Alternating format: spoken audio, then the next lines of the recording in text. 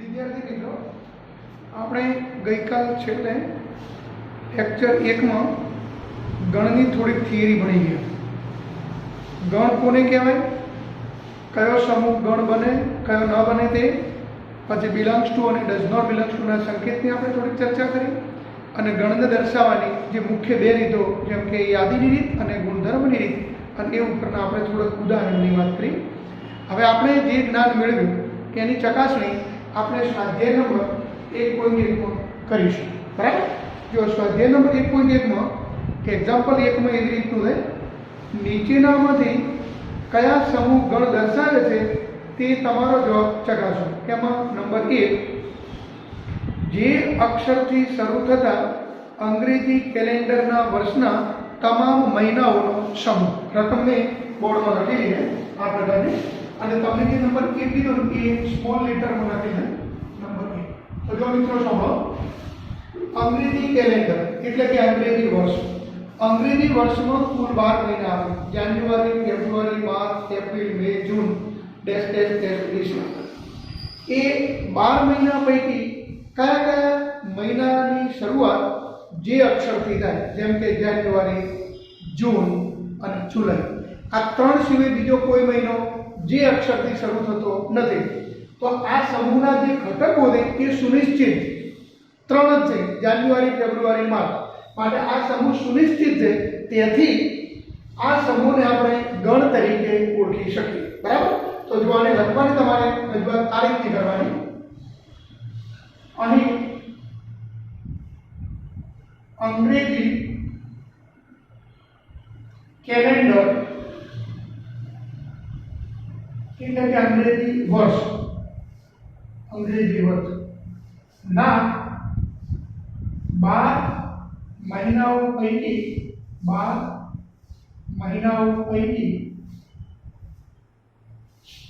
3 મહિના જે અક્ષરથી શરૂ થાય છે. કયા કયા? જો જે જાન્યુઆરી,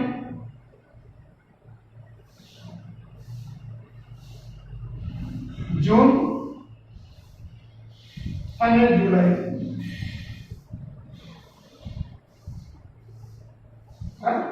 જે આ 3 મહિના સુનિશ્ચિત, તમે એમ લખી શકશો કે માટે આ સમૂહના ઘટકો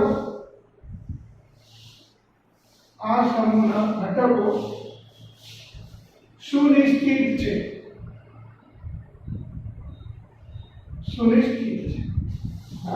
સુવ્યાખ્યાયિત પણ છે અને સુનિશ્ચિત પણ છે. માટે આ સમૂહ ગણ બનશે. ગણ છે. હવે માનો કે તેને દર્શાવવું હોય તો આ રીતે દર્શાવી શકાય. જો તેને આપણે સમૂહનું નામ એ આપીએ તો ગણ પણ એ બનશે. તેના 3 ઘટકો આપણે આ રીતે લખી શકીએ: જાન્યુઆરી, જૂન અને જુલાઈ. તમે ક્રમ ગમે તેમ લખી શકો, તો એ ના સમજવાનું કે આપણે ક્રમ ઓર્ડરમાં લખવું એવું જરૂરી નથી. તમે ગુજરાતીમાં લખશો તો પણ ચાલશે. બરાબર?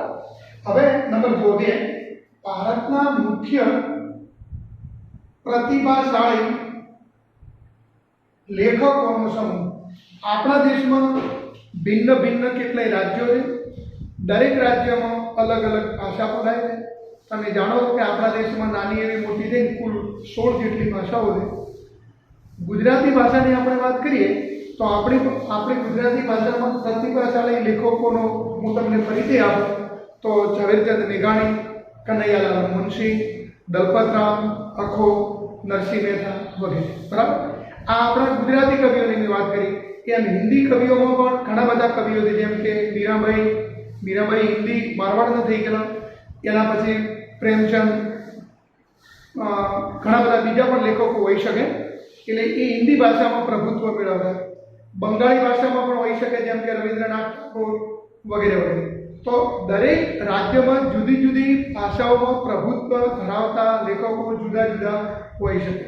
એટલે આ જે સમૂહ છે તેના ઘટકો સુનિશ્ચિત નહીં, સુવ્યાખ્યાયિત થશે પણ સુનિશ્ચિત નહીં બને. કારણ કે દરેકનામાં કે આના જે ઘટકો છે તે જુદા જુદા હોઈ શકે. તો જો મિત્રો અહીં પ્રતિભાશાળી લેખકો દરેક વ્યક્તિના મતે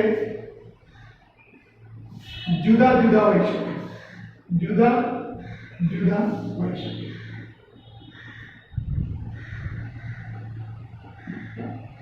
તેથી આ સમૂહના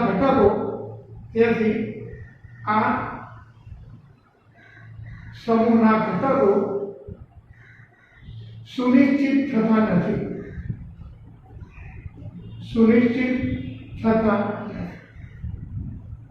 માટે આ સમૂહ ગણ નથી.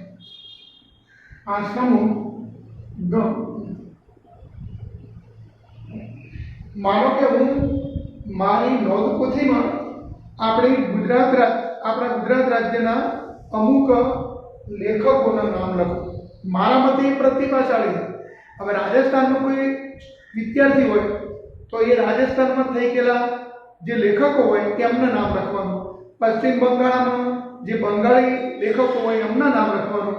એટલે આ જે સમૂહ છે એના ઘટકો, એના સભ્યો સુનિશ્ચિત નહીં, દરેકમાં જુદા જુદા બનશે. માટે આ સમૂહ ગણ. ખાસ યાદ રાખો, આ પ્રતિભાશાળી છે ને એ ભાવવાચક શબ્દ છે. પ્રભુત્વ એના ઉપરથી પ્રતિભાશાળી બને. આ પ્રભુત્વ પછી ભયાનક પછી શ્રેષ્ઠ આવા જે શબ્દો આવતા હોય એ કોઈ દિવસ સમૂહ ગણ બની શકે નહીં, કારણ કે શ્રેષ્ઠતા પણ જુદી જુદી હોઈ શકે. બરાબર. હવે આપણે આના પછી નંબર 3 ની વાત કરીશું. નંબર 3 માં દુનિયાના ઉત્તમ 11 બેટ્સમેનોની ટીમ. વિશ્વમાં બેટ્સમેનમાં ઉત્તમતા એ દરેક વ્યક્તિના મતે જુદી જુદી હોઈ શકે. ક્રિકેટની જે ટીમ હોય એમાં દરેક ખેલાડીને અલગ અલગ પ્રકારનું પ્રભુત્વ અલગ અલગ બાબતમાં રહેલું હોય. એટલે આના જે ઘટકો છે એ સુનિશ્ચિત નહીં રહે. જેમ હમણાં તમે આગળ લખ્યું એ મેથડથી આપણે આ વાત કરીશું. જો અહીં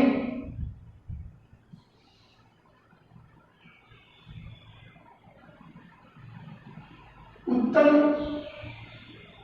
બેટ્સમેન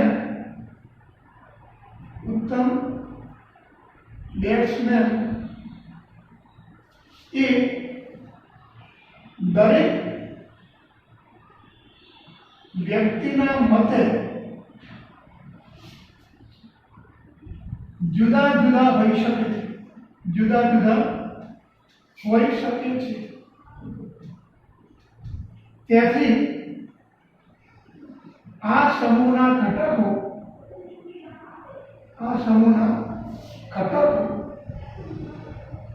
સુનિશ્ચિત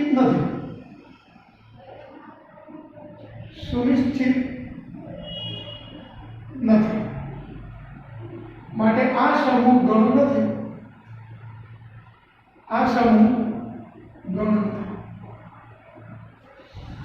તમે 11 બેટ્સમેનોની જે ટીમની વાત કરી એ દરેક વ્યક્તિના મતે જુદી જુદી હોઈ શકે. કોઈ વ્યક્તિ ભારતના 11 ખેલાડીઓને ઉત્તમ ગણતા હોય, કોઈ શ્રીલંકાના ગણતા હોય, કોઈ ઇંગ્લેન્ડના ગણતા હોય, કોઈ માનો કે આ જે સદી ચાલુ છે એનાથી આગળની સદીના જે ખેલાડીઓ હોય, પટૌડી અને કપિલ દેવ જે થઈ ગયા એ લોકોની જે ટીમને ઉત્તમ ગણતા હોય. એટલે આમાં કોઈ સુનિશ્ચિતતા રહેતી નથી. બરાબર. ઘટકો સુવ્યાખ્યાયિત છે પણ ઘટકો સુનિશ્ચિત નથી. માટે તમે આ સમૂહને ગણ તરીકે ઓળખી શકતા નથી. તમારા વર્ગના બધા જ છોકરાઓનો સમૂહ આ સુનિશ્ચિત છે. માનો કે 11G માં વર્ગની સંખ્યા 52 છે. એમાં માનો કે 20 વિદ્યાર્થી મતલબ કે 20 છોકરીઓ છે અને બાકીના છોકરા છે. તો છોકરાઓની સંખ્યા સુનિશ્ચિત થઈ ગઈ. તો તમારા વર્ગમાં એટલે માનો કે 11G માં છોકરાઓનો સમૂહ, તો એના જે ઘટકો છે એ સુનિશ્ચિત થઈ ગઈ અને છોકરાઓના જે નામ છે એ એના ઘટકો બનશે. તો આજે જે સમૂહ એ ગણ બનશે. જો અહીં વર્ગના વિદ્યાર્થીઓ એટલે કે છોકરાઓ ની સંખ્યા વિદ્યાર્થીઓ સુનિશ્ચિત છે, વિદ્યાર્થીઓ સુનિશ્ચિત છે,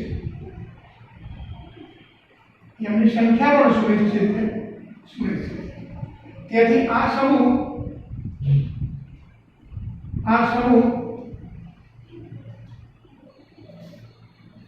ગણ છે. હવે તમને એમ આ સમૂહના તમે ઘટકો બોલજો તો આપણે આ સમૂહના ઘટકો બોલી ના શકીએ, પણ માનો કે 11G નું મારી પાસે વર્ગ રજિસ્ટર હોય તો 11G ના વર્ગ રજિસ્ટરના જે વિદ્યાર્થી છે એમના ગણને હું માનો કે D નામથી ઓળખું તો પછી હું એમના નામ આવી રીતે બોલી શકું, જેમ કે મહેશ, કનક, દીપ, મીરા વગેરે વગેરે. બરાબર? એ રીતે તમે લખી શકો, પણ આપણે એ ઘટકો અહીંયા લખવા જરૂરી નથી. એટલે ઘણી વખત એવું બને કે સમૂહ ગણ બને પણ એના ઘટકો તમે ન પણ લખી શકો. 100 થી નાની બધી પ્રાકૃતિક સંખ્યાઓનો સમૂહ. તો આજે છે ને એ એક સુનિશ્ચિત છે. જો અહીં 100 થી નાની બધી પ્રાકૃતિક સંખ્યાઓ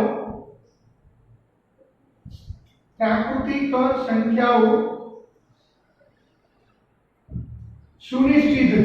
જો હું તમને નામ કહું 1 2 3 ડેશ ડેશ ડેશ 99, 100 થી નાની એટલે 99, બરાબર? જે સુનિશ્ચિત છે, જે સુનિશ્ચિત. માટે આ સમૂહ ગણ છે, આ સમૂહ ગણ છે. હવે માનો કે તેને તમારે દર્શાવવો હોય તો તમે આવી રીતે દર્શાવી શકો. જો તેને માનો કે ગણનું નામ B આપો તો હું આમ લખી શકું, ગણ B બરાબર 1 2 3 ડેશ ડેશ ડેશ છેલ્લો ઘટક લખવાનો 99. બરાબર? અને એનો પછી નંબર જુઓ 6. લેખક પ્રેમચંદ મુનશીએ લખેલી નવલકથાઓનો સમૂહ. આ લેખક પ્રેમચંદ જે મુનશી ને એમનું મૂળ નામ પ્રેમચંદ મુનશી નથી, પણ એમનું જે મૂળ નામ છે ને એ કંઈક એક મિનિટ જરા હું તમને નામની વાત કરું. મિત્રો, લેખક પ્રેમચંદ મુનશી એ મૂળ વારાણસી, જેને આપણે હાલમાં કાશી કહીએ, એ કાશીના વતની હતા. એમણે બધું હિન્દી સાહિત્યકારમાં નવલકથાઓ લખેલી. એમનું મૂળ નામ છે ગણપતરાય શ્રીવાસ્તવ. એમણે લગભગ 300 જેટલી નવલકથાઓ લખેલી છે. એ નવલકથાઓ પૈકી હું થોડીક નવલકથાઓના તમને નામ કહું, જો કે તમારે યાદ રાખવા જરૂરી નથી. એક નવલકથાનું નામ હતું ગોદાન, એના પછી બજારે હુસેન, એના પછી શતરંજ કે ખેલાડી, એના પછી ઈદગાહ, એના પછી ગબન, માનસરોવર, પછી સોજ એ વતન, વાપસી, કટી પતંગ વગેરે વગેરે. આમાં મોટાભાગની જે નવલકથાઓ છે ને એના ઉપરથી તો હિન્દી પિક્ચર પણ ઉતરેલા છે અને બહુ ખ્યાતનામ પિક્ચરો બની ગયેલા, જેમ કે કટી પતંગ, વાપસી વગેરે વગેરે. બરાબર? તો એનો મતલબ એવો થયો કે લેખક પ્રેમચંદ મુનશીએ જે નવલકથાઓ લખી એ બધી સુનિશ્ચિત છે. બરાબર? અને તેથી આ સમૂહ શું બનશે? ગણ બનશે. તો જો મિત્રો હવે આના જવાબ બધું આ રીતે લખવા છે. લેખક પ્રેમચંદ મુનશીએ લખેલી નવલકથાઓ સુનિશ્ચિત છે. બરાબર? તેના ઘટકો સુનિશ્ચિત હોવાથી આ સમૂહ ગણ બનશે. હવે તમને એમ થાય કે આના ઘટકો કયા કયા, તો એ ઘટકો તમારે લખવાના નથી. હું જે બોલ્યો ને એ બધા ઘટકો છે, જેમ કે ખટી પતંગ, વાપસી, સોજ એ વતન, ગોદાન, બજાર એ હુસેન, શતરંજ કે ખિલાડી, એના પછી ગબન, માનસરોવર, ઈદગાહ વગેરે. એ જરૂરી નથી. ટૂંકમાં આ સમૂહ શું કહેવાય? ગણ છે. હવે આપણે એના પછી થોડીક આગળ વાત કરીશું. મિત્રો, મેં હમણાં તમને જે વાત કરી એ પ્રમાણે લેખક પ્રેમચંદ મુનશીએ લખેલી નવલકથાઓનો સમૂહ આ તમારે જાતે લખી દેવાનું હોમવર્ક. કેવી રીતનું લખવાનું જુઓ. લેખક પ્રેમચંદ મુનશીએ લખેલી નવલકથાઓ સુનિશ્ચિત છે. કૌંસમાં લખવાનું, લગભગ 300 જેટલી. 300 છે. બરાબર? માટે આ સમૂહના ઘટકો સુનિશ્ચિત છે, તેથી આ સમૂહ ગણ છે. બરાબર? તો આજનો સમૂહ એ ગણ છે. તમે જાતે હોમવર્કમાં લખી દેજો. હવે આપણે એનાથી આગળ વધીશું. બધા જ યુગ્મ પૂર્ણાંકોનો સમૂહ. હવે તમને એમ થાય કે બધા જ પૂર્ણાંક યુગ્મ કોણ, આમાં તમને ધન ઋણ નથી કીધું એટલે બધું આપણે લખવું પડે. તો જો આના ઘટકો કયા કયા તમને કહું, dash dash dash -6 -4 -2 0 2 4 6 dash dash dash. આ ગણ જે છે ને એ બંને બાજુ અનંત ગણ છે. આ બધા પૂર્ણાંકો છે અને યુગ્મ છે, મતલબ બેકી છે. જે સંખ્યાને તમે 2 વડે ભાગી શકો એને યુગ્મ પૂર્ણાંક કહેવાય, બેકી સંખ્યા. તો આવા પૂર્ણાંકો સુનિશ્ચિત છે. તમને થાય કે કેટલા, તો એનો જવાબ આપણે ના આપી શકીએ. એ અસંખ્ય છે, ઇન્ફિનાઇટ છે, અનંત છે. એ તમે એનો જવાબ ના આપી શકો, પણ ઘટકો સુનિશ્ચિત છે. માટે આ જે સમૂહ છે એ ગણ છે અને એ ગણ જે નામ માનો કે તમારે સી આપવું હોય તો આ રીતે આપીએ. તો જો મિત્રો આનો જવાબ આવી રીતે લખવાનો, યુગ્મ પૂર્ણાંકો સુનિશ્ચિત હોવાથી આ સમૂહ ગણ છે. બરાબર? તેને સંકેતમાં આ રીતે લખી શકાય, c બરાબર ગણમાં dash dash dash -4 -2 0 2 4 dash dash dash infinity. બરાબર? હવે એના પછી આપણે નંબર 8 ઉપર જઈશું. આ પ્રકરણના પ્રશ્નોનો સમૂહ આપણે તમારે જાતે લખવાનો છે. તમને તક આ પ્રકરણની અંદર કુલ પ્રશ્નો કેટલા, તો તમારે બધા સ્વાધ્યાય જોવાના. સ્વાધ્યાય નંબર 1.1 1.2 1.3 જેટલા સુધી હોય એટલા સુધી, અને છેલ્લું સ્વાધ્યાય. એ બધા જે પ્રશ્નો છે એની સંખ્યા સુનિશ્ચિત છે. તો એનો મતલબ એ થયો કે આ પ્રકરણના પ્રશ્નોની સંખ્યા અથવા તો પ્રશ્નો સુનિશ્ચિત હોવાથી આના ઘટકો સુનિશ્ચિત છે. માટે આ સમૂહ ગણ છે. બરાબર? અને છેલ્લે નંબર 9મો, દુનિયાના ખૂબ જ ભયાનક પ્રાણીઓનો સમૂહ. હવે ખૂબ જ ભયાનક, અહીંયા કયો શબ્દ આવ્યો? ભયાનક, ભય પ્રમાણે તેવું. આ એક ભાવવાચક શબ્દ કહેવાય. એટલે આના જે ઘટકો છે એ સુનિશ્ચિત નહીં થાય, કારણ કે દરેક વ્યક્તિના મતે ભયાનકતાની વ્યાખ્યા જુદી જુદી હોઈ શકે છે. તમે અને હું સાપ, વીંછી આ વગેરેથી ગભરાતા હોઈએ ત્યારે પેલા જે સપેરા હોય એ લોકો સાપને પોતાના ઘરમાં જ પાળતા હોય. અમે એક વખત અગાઉ પ્રાથમિક શાળામાં જ્યારે ભણતા હતા ધોરણ 6માં, એ વખતે એક અમારા પાઠ આવતો સિંહની દોસ્તી. એમાં એક કાઠી દરબાર હોય છે, એ એમના ઘેર આપણે જેમ કૂતરા રાખીએ ને એમ એમના ઘરે એક સિંહ રાખેલો હોય છે. હવે આપણે સામાન્ય રીતે સિંહથી ડરી જતા હોઈએ, પણ એ ગામમાં સિંહ અને કાઠી દરબાર બે ભેગા જ આવતા એમની સીમમાંથી. રાતના સમયે કાઠી દરબાર ઘેર ઊંઘી રહે અને જે સિંહ છે એ પછી દિવસના દરમિયાન એ જંગલમાં શિકાર કરવા જાય. રાતના સમય પછી બે જણ એમના ઘેરે જ ઊંઘી રહેતા. આની કહાની જુદી હતી. એમાં મગર અને સિંહ વચ્ચે યુદ્ધ થાય છે. છેવટે પછી સિંહ જે છે ને એ થોડોક ઘાયલ થઈ જાય, એની પાટાપિંડી કરી અને એને બચાવી કોણ? કાઠી દરબાર. એટલે સિંહ જે છે ને એની અંદર એક માનવતાની દ્રષ્ટિ, એમાં પણ આવા માનવીય ગુણધર્મો હોવાને કારણે એ કાઠી દરબાર જોડે એની મિત્રતા રહે છે. બહુ સરસ મજાની એક વાત આવતી હતી. આપણે જે લોક ડાયરો નથી આવતો, લોક વાર્તાઓ ભીખુદાન ગઢવી, એમાં પણ તમે ક્યાંક યુટ્યુબ ઉપર જોજો, તમને આની વાત સાંભળવા મળશે. એટલે મારો કહેવાનો મતલબ એ છે કે અહીંયા તમારે આવી રીતનું લખવાનું, દુનિયાના ભયાનક પ્રાણીઓ એ દરેક વ્યક્તિના મતે જુદા જુદા હોઈ શકે. બરાબર? તેથી આ સમૂહના ઘટકો સુનિશ્ચિત નથી, માટે આ સમૂહ ગણ નથી. બરાબર? તો અહીંયા આપણે આ રીતની વાત કરીશું. એક વસ્તુ યાદ રાખો, જ્યારે તમે ભયાનક કીધું હોય, શ્રેષ્ઠ કીધું હોય, પ્રતિભાશાળી કીધું હોય તો સમજવાનું એ સમૂહ ગણ નથી. એ દરેકના મતે જુદું જુદું હોઈ શકે. ચલો હવે મિત્રો જો એક્ઝામ્પલ નંબર બીજો, નીચેના ગણોને યાદીની રીતે લખો. તમને જે આપી છે એ બધી ગુણધર્મની રીતે આપણે એને યાદીની રીત એટલે કે લિસ્ટિંગ મેથડમાં લખીશું. ગણ એ બરાબર x કે જ્યાં x એ પૂર્ણાંક છે અને તેનું મૂલ્ય -3 થી મોટો અને 7 થી નાનો છે. માટે આનું યાદી સ્વરૂપ તમે આ રીતે લખી શકશો. ગણ એ બરાબર -3 થી મોટો પૂર્ણાંક કોણ? તો -2. એના પછી -1 0 1 2 3 4 5 અને 6. હા, x કે જે x એ પૂર્ણાંક છે.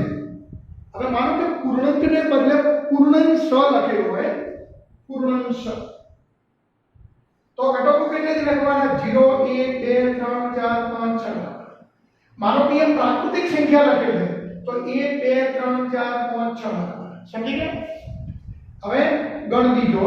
बी x के જે x એ 6 કરતા નાની પ્રાકૃતિક સંખ્યા છે x ની કિંમત કેવી 6 કરતા નાની પ્રાકૃતિક સંખ્યા તો 1 2 3 4 5 6 લખવાના નથી બરાબર પછી ગણ c x કે જે x એ જેના અંકોનો સરવાળો 8 થતો હોય તેવી બે અંકોની સંખ્યા છે હવે બે અંકોની સંખ્યા સરવાળો 8 થતો હોય તે તમે આ રીતે વિચારી શકો જેમ કે x ને 7 એટલે કે 17 તમે તેનો સરવાળો કરો શું થાય 8 થાય 1 2 6 પછી 3 5 4 4 5 3 6 2 7 1 અને 8 અને 0 તમને તક 8 0 તો એ 0 8 કેમ લખ્યું આવું 0 8 લખો ને તો આ જે સંખ્યા છે એ બે અંકની ના કહેવાય એ એક જ અંકની કહેવાય હું માનો કે આમ લખું 0 0 8 તો આ કેટલા અંકની સંખ્યા કહેવાય એક જ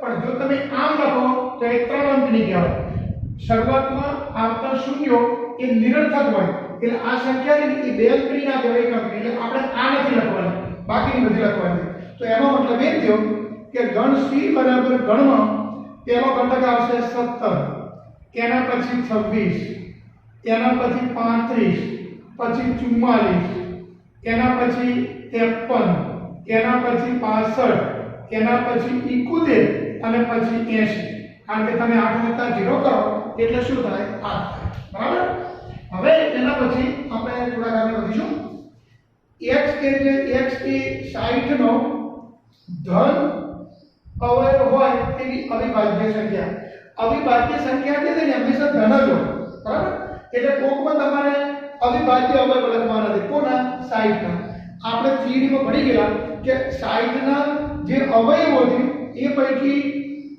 અવિભાજ્ય હોય એવા કયા છે તો 2 પછી 3 અને 5 આટલા અવિભાજ્ય બરાબર પછી આગળ જુઓ ઈ ત્રિકોણમિતિ શબ્દના મૂળાક્ષરો ગણ ત્રિકોણમિતિ એટલે ત્રિકોણમિતિ શબ્દના મૂળાક્ષરોનો ગણ આમાં એક બે અક્ષર ફરી વખત રિપીટ ન થાય માટે પહેલા ટી લખો પછી આ આઈ જી ઓ પછી એન હવે ફરીથી ઓ ના લખો પછી એમ પછી ઈ આર ના લખવાનું ટી ના લખવાનું અને વાય કુલ 9 આવશે લગભગ 1 2 3 4 5 6 7 8 9 આવશે હવે એની રીતે તમે આજે ને બેટર શબ્દના મૂળાક્ષરોનો ગણ એ તમે આ ઉપરની બાબત લખી હશો બી ઈ ટી અને આર એવા આવશે બરાબર હવે આ ઉપરાંત હું તમને થોડી બીજી વાત કહું આપણે જે તમે આ લખ્યો નંબર 3 એના જોડે તમને બીજો કહું જેના અંકોનો સરવાળો 6 થતો હોય એવી 3 અંકની સંખ્યા કેટલા અંકની 3 એટલે જેનો સરવાળો 6 થાય એવી 3 અંકની સંખ્યાઓ કઈ ગઈ તો જો તમે 1 2 3 કરો 1 2 3 113 તમે એમનો સરવાળો કરો કેટલો થયો 6 થઈ ગયો તો આના ઘટકો કેટલા આવશે જોઈએ તો 123 આવશે પછી 132 આવશે 123 પછી 132 પછી આપણે બેને આગળ રાખીએ તો 213 271 એના પછી 3 ને આગળ રાખીએ તો 305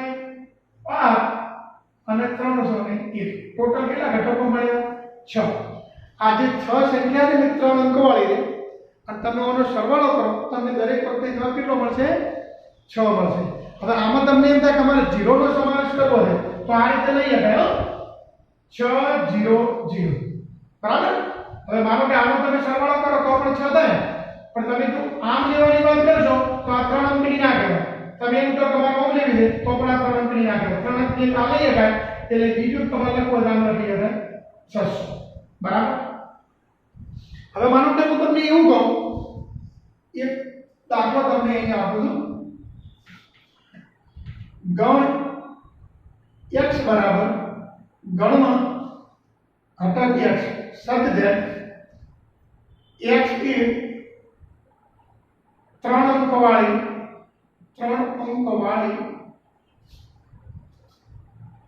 જેના અંકોનો સરવાળો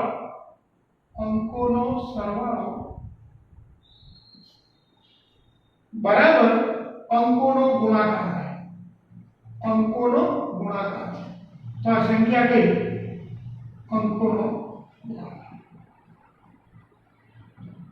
બરાબર એવી તમે 3 અંકવાળી સંખ્યા શોધજો કે જેના 3 અંકોનો તમે સરવાળો કરો અને ગુણાકાર કરો તો સરખું જ થાય. જો તમે 1 + 2 + 3 કરો જવાબ 6 આવશે. 1 × 2 × 3 કરો તો પણ જવાબ 6 આવશે. એટલે તમારે અંક કયા પસંદ કરવાના એકડો બગડો અંક કરો. તો આના ઘટકો કેટલા આવશે? આ જે ઉપર લખ્યા આ 600 ની આવે. બરાબર તમે આના કોઈ પણ 3 ઘટક જે તમને આપ્યા છે 1 2 3 એનો તમે ગુણાકાર કરો સરવાળો કરો સરખું થાય કે તો આના જવાબમાં પણ આના ઘટકો આવશે. બરાબર હવે ચલો મિત્રો હવે પછીનો એક્ઝામ્પલ નંબર જુઓ 3. નીચેના ગણોને ગુણધર્મની રીતે લખાય મતલબ બિલ્ડર ફોર્મમાં લખાય. તમને આપણે તે યાદી છોડો. હવે આ જે ઘટકો છે ને એના ઉપરથી તમારે ચોક્કસ ગુણધર્મ મેળવવાનો. 3 6 9 12 આ બધા જે 3 ના અવયવી કહેવાય. કોનાથી નાના? તો તમે 15 થી નાના બોલો ચાલે, 14 થી નાના બોલો ચાલે, 13 થી નાના બોલો ચાલે. અને કેવા અવયવીથી પ્રાકૃતિક તો તમે આમ લખી શકો. ગણ a બરાબર ગણમાં x such that x એ 3 નો 15 થી નાનો પ્રાકૃતિક અવયવી છે. પ્રાકૃતિક અવયવી છે. બરાબર પ્રાકૃતિક એટલે તમારા 0 થી મોટા લેવાના આવે. 3 4 3 6 એવી રીતે. અને મેં 12 થી નાનો લખ્યો એટલે 12 થી નાનો 15 થી નાનો કોણ આવે? 12. તમે 15 ને બદલે માનો કે 14 લખો તો ચાલે, 13 લખો તો ચાલે. હવે આને આમ પણ લખી શકો. આવી રીતે પણ તમે લખી શકો. ગણ a બરાબર ગણમાં x such that x બરાબર 3. હવે જે n ની કિંમત કેવી લેવાની? તો જો n ની કિંમત પહેલા તમે 1 લેશો તો 3 થશે. એટલે હું એમ લખી શકું જ્યાં 1 less than or equal to n less than or equal to 4 and n belongs to n પ્રાકૃતિક સંખ્યાઓ. બરાબર તો n ની કિંમત પહેલા તમે કઈ લખવાના? 1 મૂકો 3 થાય, 2 મૂકો તો 6 થાય, 3 મૂકો તો 9 થાય અને 4 મૂકો તો 12 થાય. આ રીતે પણ તમે લખી શકો. બરાબર માનો કે તમારે આમ નથી લખવું તો તમે આમ પણ લખી શકો x બરાબર 3n જ્યાં n બરાબર 1 2 3 અને 4. આ રીતે પણ લખી શકાય. એમ ઘણી બધી રીતો છે લખવાની. અને આ ઊભી લીટી લખો ને એના બદલે તમે ટક્કા કરો તો ચાલે. કોને કોલમ કહેવાય? x કે જ્યાં x બરાબર 3n કોનો મતલબ કે જ્યાં એમ બોલવાનું સત્ય છે. હવે એનો પછી નંબર જુઓ બીજો 2 4 8 16 32. આમ ગણવા જઈએ તો બધી યુગ્મ સંખ્યાઓ પણ બધી લાઈનસર યુગ્મ નથી આવતી. વચમાં બ્રેકડાઉન થાય છે જેમ કે 6 નથી પછી 10 નથી એટલે ઉપરના નંબર ના આવે યુગ્મનો. આમ બીજી રીતે ગણવા જઈએ તો બધા 2 ના ઘાતક બોલે. 2 ની 1 ઘાત, 2 ની 2 ઘાત એટલે 4, 2 ની 3 ઘાત એટલે 8, 2 ની 4 ઘાત એટલે 16. તો એ ગુણધર્મ કહેવાય. તો આમ રીતે લખી શકાય a બરાબર ગણમાં x such that x બરાબર 2n. બરાબર જે n ની કિંમત કેવી લેવાની? તો n બરાબર 1 લેવાનો, 2 લેવાનો, 3 4 અને 5. બરાબર આ રીતે પણ લખી શકાય. 2 ની 5 ઘાત એટલે 32 અને 2 ની 1 ઘાત એટલે 2. આ રીતે ન લખો તો આમ પણ લખી શકાય. n ની કિંમત કેવી? 1 ને 1 થી મોટી, કોના કરતા નાની? 5 ને 5 થી નાની. અને એની કેવી સંખ્યા? પ્રાકૃતિક. આ ખાસ લખવાનો. હવે એ જ રીતે આ દાખલા દીધેલી સિમેટ્રિક ઉપરની માપાક છે એની સોરી ડી નહીં એની પર ડી લખવાનું. અહીંયા ગણ c બરાબર ગણમાં x such that x બરાબર 5n જ્યાં n બરાબર 1 2 3 અને 4.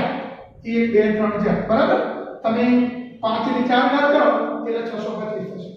હવે આ જે ગણ તમે d લખ્યો આ d કે ને એને એમ લખી શકાય x કે જે x એ 101 થી નાની યુગ્મ પ્રાકૃતિક સંખ્યા. x કે જે x એ 101 થી નાની યુગ્મ પ્રાકૃતિક સંખ્યા. બીજી રીતે x કે જે x એ પ્રથમ 50 યુગ્મ સંખ્યાઓ એમ પણ લખી શકાય. તમે આવી રીતે પણ લખી શકો x કે જે x બરાબર 2n જ્યાં n ની કિંમત કેવી? તો n ની કિંમત 1 અને 1 થી મોટી અને 50 અને 50 થી નાની અને n belongs to n. બરાબર અને છેલ્લે તમે જે 1 4 9 16 થી 100 ની વાત કરી એ બધી જે સંખ્યાઓ છે એ હકીકતમાં પૂર્ણ વર્ગ છે. તો તમે આમ લખી શકો પ્રથમ 10 પ્રાકૃતિક સંખ્યાના પૂર્ણ વર્ગ પૂર્ણાંકો. એમ ન લખો તો આમ પણ લખી શકાય x કે જ્યાં x બરાબર y નો વર્ગ. જે y ની કિંમત કેવી તો y ની કિંમત આવી લેવાની 1 કરતા મોટી અને 10 કરતા નાની અને y ઇક્વલ્સ ટુ n. આ રીતે પણ તમે લખી શકો. બરાબર. આમાં તમે y ની કિંમત માનો કે 10 મૂકી હોય તો 10 નો વર્ગ એટલે 100 બનશે. 1 મૂકો 1 નો વર્ગ એટલે 1 વખત ટેલી તમારે કરી લેવાનું. આ બધા જે તમે દાખલા ગણો છો એમાં હું જે તમને હોમવર્કમાં આપું એ મિત્રો તમારે જાતે ગણી લેવાનું. અને આ તમે જ્યારે વિડિયો જોતા હો ને એ વખતે સાઈડમાં તમારે ગણિતનું પાઠ્યપુસ્તક રાખવાનું. અહીંયા જે ચાલતું હોય એની રકમ બરાબર જોઈ ઘડીક એવું હોય તો વિડિયો સ્ટોપ કરી દેવાનો. એ રકમ વાંચી થોડું વિચારી અને પછી જ આ બધા જવાબ તમારે જોવાના. મિત્રો હવે પછીનો જો એક્ઝામ્પલ નંબર 5 નીચેના ગણોના બધા ઘટકો લખો. તમને ગણ દીધી ને એ કયા સ્વરૂપમાં આપેલા છે ગુણધર્મ. આપણે એના બધા ઘટક લખવાના. બીજી રીતે હું કહું તો આપણે યાદી સ્વરૂપ લખવાનું. પહેલો ગણ e આવી રીતનો આપેલો છે. ગણ e એવા xo નો બને છે કે જે x એ અયુગ્મ પ્રાકૃતિક સંખ્યા છે. અયુગ્મ એકી 1 3 5 પછી 7 પછી ડેશ ડેશ ડેશ ડેશ. આને કહેવાય અયુગ્મ પ્રાકૃતિક સંખ્યાઓનો ગણ. નંબર 2 માં જુઓ b x કે જે x એ પૂર્ણાંક સંખ્યા છે અને x ની કિંમત કેવી -1/2 થી મોટી અને 9/2 થી નાની છે. હવે આ કયા પૂર્ણાંક આવશે જાણવું હોય તો આપણે એક સંખ્યા રેખા દોરીશું. માનો કે હું આટલે -1 લખું, પછી આટલે 0 1 2 3 4 અને આટલે આપણે 5 લખીશું. આ એક સંખ્યા રેખા છે. બરાબર. આવું તમે ધોરણ 6 માં ભણી ગયા. હવે -1/2 આટલે આવશે. આટલે આવશે -1/2 અને 9/2 એનો મતલબ થાય 4.5 4.5 એ આટલે આવશે 9/2 આટલે આવશે. હવે આ બંનેની વચ્ચે આવતા પૂર્ણાંકો કયા કયા તો 0 1 2 3 અને 4. બરાબર. તો એવા પૂર્ણાંકો તમારે લખવાના છે. તો જો b બરાબર ગણમાં 0 1 2 અને 3 અને 4 પણ આવશે એટલે 4. હવે એના પછી ગણ જો c x કે જે x એ પૂર્ણાંક છે અને એનો વર્ગ લ્યો ને 4 ને 4 થી નાનો છે. એટલે હવે એવી કઈ સંખ્યા કે જેનો વર્ગ 4 ને 4 થી નાનો હોય 4 વચ્ચે ચાલે બધું એટલે ટીપ તો 2 આવશે. એ 2 આવશે. એમ તમે -2 નો વર્ગ કરો તોય 4 થાય એટલે ઋણ 2 પણ આવશે. એટલે જો ઋણ 2 પછી ઋણ 1 પણ આવશે 0 આવશે 1 આવશે અને 2 આવશે. આટલા આવશે. હવે આ તમે જે લખ્યું ને એની બીજી રીતે પણ ગણતરી કરી શકાય. x² ≤ 4 જો x એ કેવી સંખ્યાને પૂર્ણાંક છે એટલે બિલોંગ્સ ટુ z. હવે બંને બાજુ તમે વર્ગમૂળ લો તો વર્ગમૂળમાં x² ≤ વર્ગમૂળમાં 4. વર્ગમૂળમાં x² એનો મતલબ x ના ભાગ મિત્રો યાદ રાખજો માનકમાં x થાય. શું થાય માનકમાં x થાય. તો આનો મતલબ થાય ≤ 2. એટલે માનકમાં x ની કિંમત કેવી 2 થી નાની. તો આનો એક અર્થ એવો થાય કે x ની કિંમત -2 એનાથી મોટી અને 2 એનાથી નાની. આ બધા જે ગુણધર્મ છે એ તમે આગળ જતા એક પ્રકરણ આવશે આપણે સુરેખ અસમતા એમાં ભણશો. તો આની કિંમત તમને આપી મળી -2 એનાથી મોટી 2 એનાથી 2 થી નાની અને કેવી પૂર્ણાંક તો તમે આ રીતે લખી શકો. હવે જો નંબર આગળનો d લોયલ શબ્દનો મૂળાક્ષર રિપીટ ના થાય એટલું લખો L O Y અને A લોયા એવું થશે. બરાબર. આમાંના આપણે ભણી ગયા ત્રિકોણોમેટ્રી એને કેવું. પછી ગણ E બરાબર x કે જે x એ વર્ષનો 31 દિવસનો ન હોય તેવો અંગ્રેજી મહિનો. જો અંગ્રેજી મહિનો હવે અંગ્રેજી મહિનાના જે દિવસો છે એ 4 પ્રકારના હોય 31 30 28 અને 29. બરાબર. એટલે હું એક તમને એ વાત કરું કે આમાં લીનિયરલી કોઈ પ્રશ્ન ઊભો નથી થતો કારણ કે એને ન હોય એવું કીધું છે. એવા આપણે મહિના શોધી કાઢીએ. તો તમને પેલી એક મેથડ યાદ હશે, તમે ભૂતકાળમાં તમને સાહેબે ભણાવેલી છે. તમારે સૌપ્રથમ આ રીતનું ગોઠવવાનું, આમ બરાબર, આમ રાખો તો ચાલશે. જ્યાં આગળ ઉપર આવે ને શૃંગ જેવું, ત્યાં 31 દિવસ, અને ગર્ત જેવું ખાડો આવે અહીંયા 30. તો જો જાન્યુઆરી, ફેબ્રુઆરી, માર્ચ, એપ્રિલ, મે, જૂન અને જુલાઈ, ફરી પાછો ઓગસ્ટ, પછી સપ્ટેમ્બર. એ રીતનું તમે વિચારો. તો જ્યાં આગળ શૃંગાયું ત્યાં આગળ તમારે 31 દિવસ સમજવાના. તો 31 દિવસ આવતા હોય એવા મહિના કયા કયા?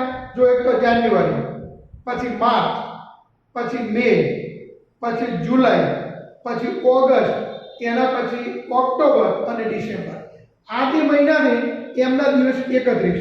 બાકીના જે મહિના છે એમના દિવસ કાં તો 30, કાં તો 28, કાં તો 29. એટલે આપણે બાકીના જે મહિના રહ્યા લગભગ કેટલા વધ્યા? 5 વધ્યા. એ આપણે નામ લખીશું. એમાં એકનું નામ આવશે કેનું? ફેબ્રુઆરી. તો ફેબ્રુઆરી પછી હું શું લખીશ? તો ફેબ્રુઆરી, એના પછી આવશે એપ્રિલ. એપ્રિલ પછી કયો આવશે? જૂન. એના પછી જૂન પછી આવશે સપ્ટેમ્બર.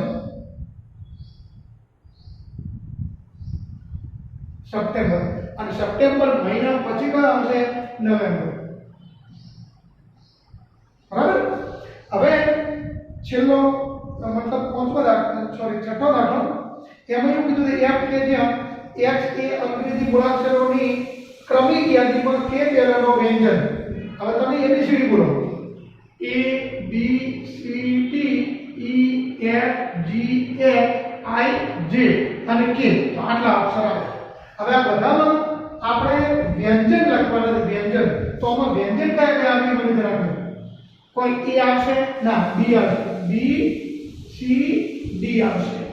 પછી E નહીં આવે, F આવશે, G આવશે, પછી H આવશે, H, અને છેલ્લે જતા J આવશે. મેં આ કેમ ના રાખ્યા? A, E અને I, કારણ કે એ ત્રણ સ્વર છે. તો બાકીના તમારે લખવાના રહેશે. બરાબર. ચલો મિત્રો, હવે હું એક્ઝામ્પલ નંબર 6 જેમાં તમને એવું આપે છે જોડ ક ગોઠવો. આપણે ભૂતકાળમાં ઘણું બધું આપતું ઇતિહાસમાં અ વિભાગ ને બ વિભાગ હોય. પછી આ બાજુ માનો કે સાલવારી આપેલું, સામે ઐતિહાસિક બનાવ આપેલો, તો આપણે જોડ ક ગોઠવતા એવી રીતે જોડકા આપેલા છે. હવે 1 2 3 6. હવે સામેના વિભાગમાં તમે નજર કરો. 1 2 3 6 કોના જોડે મિલાવશે? તો જો તમે 6 નો હવે તમને હું એમ પૂછું કે 6 નો આવર્ત કયા કયા? તો 1 2 3 અને 6. તો જો આ જે 1 છે ને એને કોના જોડે મિલાવશે? C જોડે. 1 ને C આવશે. પછી ગણમાં 2 3. હવે ગણમાં જે 2 3 ને x કે જે x એ અવિભાજ્ય સંખ્યા છે, 6 નો અવયવ છે. તો આ જે ગણમાં 2 3 છે એને મિલાવશે a સાથે, કારણ કે 2 3 એ 6 ના અવયવ છે પણ કેવા? અવિભાજ્ય. પછી નંબર 3 એ એકદમ સહેલો છે, મેથેમેટિક્સ. તો એનો મિલાવશે d સાથે. બરાબર. એક એવું એક જ છે. પછી 1 3 5 7 9 એ 10 કરતા નાની અયુગ્મ પ્રાકૃતિક સંખ્યાઓ છે. તો 4 નો મિલાવશે b સાથે. ઓકે. હવે એના પછી મિત્રો દાખલો આપણે વચમાં રહી ગયો હતો. Example number 2. ગણિતમાં જોજો આગળ. નીચેના ગણ એ બરાબર ગણમાં 1 2 3 4 5 6 લ્યો. ખાલી જગ્યામાં યોગ્ય સંજ્ઞા belongs to અથવા does not belongs to મૂકો. કોણ તો આવી સંજ્ઞા મૂકવાની, કોણ તો તમારે આ મૂકવાની. બરાબર. અહીંયા તમને ઘટક આપે છે, પાછળ ગણ એ છે. જો 5 એ ગણ એ માં છે, હા કે ના? હા, તો belongs to. 8 એ ગણ એ માં છે, ના, તો does not belongs to. જો 0 એ ગણ એ માં છે, ના, તો does not belongs to. 4 એ ગણ એ માં છે, તો હા, તો belongs to. 2 એ ગણ એ માં છે, હા, તો belongs to. અને 10 એ ગણ એ માં છે, તો ના, તો does not belongs to. જો આને belongs to કહેવાય content of a બોલો તો ચાલે, અને આને કહેવાય does not belongs to. Okay. હવે જો એક મિત્રો બરાબર સમજો. તમે જ્યારે કોઈ પણ વિડિયો નિહાળતા હો ત્યારે આની જે ક્વોલિટી હોય એ તમારે ઓછામાં ઓછી 360 પિક્સેલ રાખવાની, અને શક્ય હોય ત્યાં સુધી કાનની અંદર ઇયરફોનનો ઉપયોગ કરવાનો, શાંતિથી સાંભળવાની. અમુકમાં એવી ફેસિલિટી પણ હોય છે કે તમે જે પ્લેબેક હોય ને એમાં સ્પીડ વધઘટ કરી શકો, એટલે ઓછી સ્પીડ રાખી અને વિડીયો સાંભળવાનો. બીજું એક તમને કહું, માનો કે તમારે યુટ્યુબ ઉપર તમે જોતા હો અને નેટ જતું રહે તો તમારે કામ કરવાનું. લગભગ દરેકના ઘરમાં જીઓનો આ 1.5 GB નેટ આપણને મળતું હોય, તો જો નેટ વધતું હોય તો તમારે રાતના સમયે ડાઉનલોડ કરી નાખવાનું યુટ્યુબ ઉપરથી. બીજી રીતે હું કહું તો યુટ્યુબની અંદર આપણે નીચેના ભાગમાં જો આવું લખેલું હોય હોમ, એક્સપ્લોરર, સબસ્ક્રિપ્શન અને લાઇબ્રેરી, તમે લાઇબ્રેરીમાં પોતાની રીતે અમુક વિડીયો ડાઉનલોડ કરી શકો છો, બરાબર. એમાં કોઈ ચાર્જ લાગતો નથી, એ ગૂગલની અંદર સંગ્રહિત રહે. તમારે અમુક દિવસ સુધી એને રાખવાનો, પછી તમને કમ્પ્લીટ તૈયાર થઈ જાય અને ડિલીટ મારી દેવાનો. એમાં તમારે કોઈ જગ્યા રોકાશે નહીં. હા, પણ એમાં તમારે નેટ તો વપરાય, નેટ તો પહેલાંમાં વપરાય, આમાં વપરાય, બરાબર. પછી તમને જે રસ્તો યોગ્ય લાગે એ પ્રમાણે કરજો. હવે પછી આપણે ત્રીજા લેક્ચરમાં થિયરીની વાત કરીશું. ધન્યવાદ.